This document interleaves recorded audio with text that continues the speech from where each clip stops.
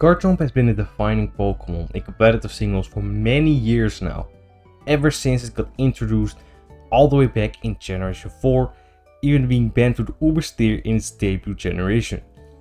However, with the recent usage trend of Garchomp, especially after the Pokémon Home compatibility update, it is very likely that it will drop from the overused tier to the unused tier after being consistently A tier Pokémon for so long. So what caused the death of Garchomp in Gen 9 competitive singles? Garchomp has great stats, having amazing offensive stats, 130 base attack and a slightly above average speed stat at 102 base. It also has solid bulk overall and an amazing offensive and defensive typing with Dragon Ground, having a useful ability with Rough Skin. Not to mention that Garchomp has a solid move pool as well. The problem with Garchomp is not actually Garchomp itself, it's overall still a solid Pokémon. The problem is the insane power creep that has been introduced in Generation 9. In the past, Garchomp was mostly used as an offensive wall breaker, but it could be used as a defensive tank too, since it had both an amazing offensive and defensive move pool. Aside from the power creep, Garchomp has also received several nerfs in Gen 9. Garchomp lost Skill Shot, which was a staple move on offensive sets and allowed it to gain a speed boost as well. This gave it the opportunity to sweep entire teams, as it was a very fast and strong wall breaker with Sword Stance boost up. Losing this move was a big nerf to offensive Garchomp, not to mention that it also lost Toxic, taking away a lot of utility from its defensive sets. That being said, Garchomp did receive the move Spikes, and it has ever since been pushed into a hazard setter lead niche, but it does not excel at this either, and we will get into that a bit later. Generation 9 and the recent Pokémon Home compatibility has introduced several new Pokémon that can straight up do all of Garchomp's roles better, and there are a lot of Pokémon that can keep Garchomp in check. Offensively, Garchomp gets outclassed by other ground or dragon types like Roaring Moon, Great Tusk, Excalibur, Dragonite and Landorus. These Pokémon have qualities that make them superior over Garchomp, these coming down to better stats, move pool and step options respectively. Garchomp also lacks good physical dragon step. It has Dragon Claw, which has a respectable base power of 80, but falls behind when comparing it to other moves, and it does also not hit anything for super effective damage aside from other dragons.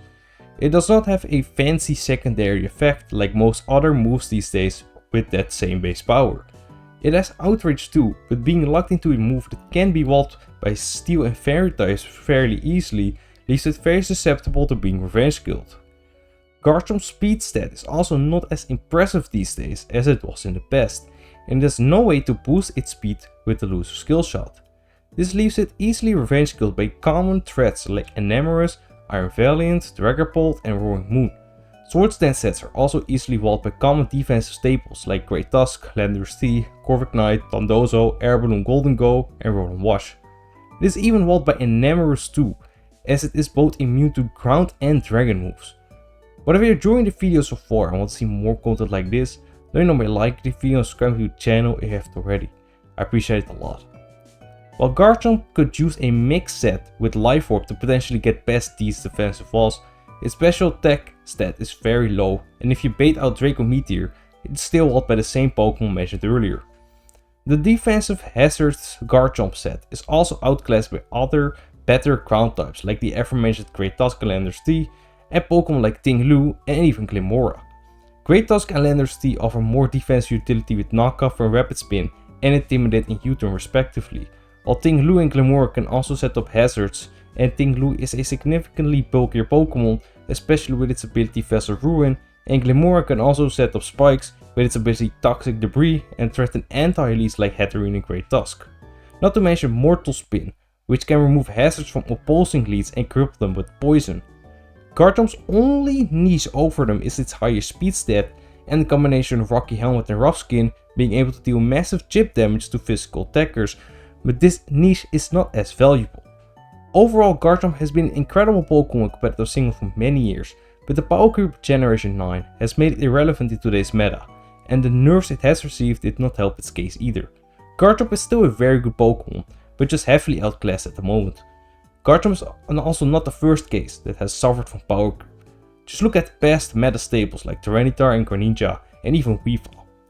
Garchomp will likely drop to the unused tier where the next tier shifts, but I'm certain that it will not stay there for long. Let me know your thoughts about the death of Garchomp with Generation 9, and check out my video on the fall of Tornadus Tyrion as well. Thank you for watching, and see you next time.